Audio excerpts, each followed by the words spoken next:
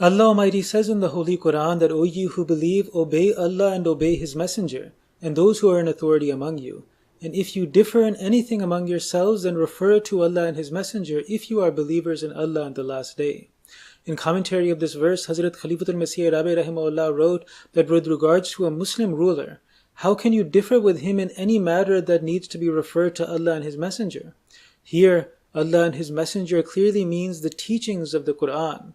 Thus, whoever the ruler is, whether Muslim or non-Muslim, if he commands you to act contrary to a fundamental teaching of the Quran, then it will be necessary to obey the Quran rather than the ruler. This is the principle of the Holy Quran that Allah Almighty has established. Now, if there is the possibility of danger on the way to Hajj, then according to the Holy Quran, Hajj is no longer obligatory. Allah Almighty says that pilgrimage to the house is a duty which men, those who can find a way there, owe to Allah Almighty.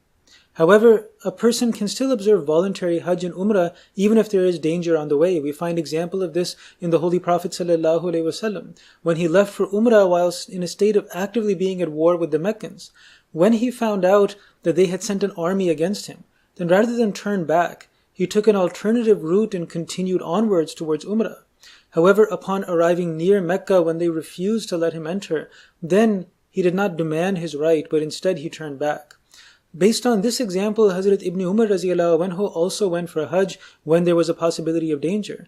It's narrated that his son said to him that I fear that this year a battle might take place between the people, and you might be prevented from going to the Kaaba.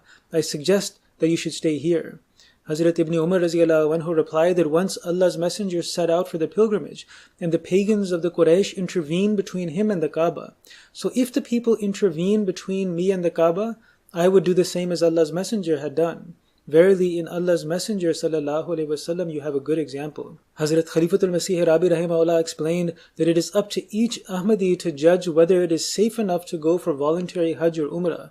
If they can obtain a visa and feel there is little possibility of danger, then they can go.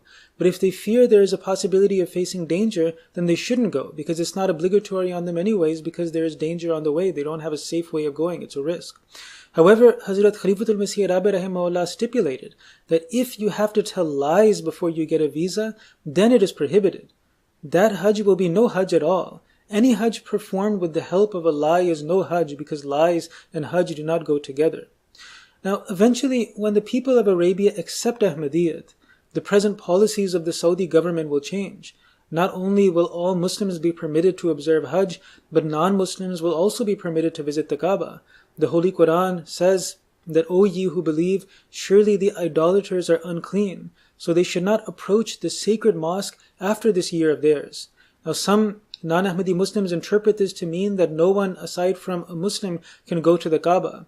However, the reality is, as Hazrat Khalifatul Masih Rabi Rahimahullah explained it, he said the idolaters being unclean here means the uncleanliness of their doctrine. Physical uncleanliness is not meant. Thus, the meaning of stopping the idolaters from performing Hajj means to not allow them to observe Hajj while performing their idolatrous rituals. This is because during the time of ignorance, which is before Islam, they would sometimes perform Hajj while naked and while taking their idols along with them.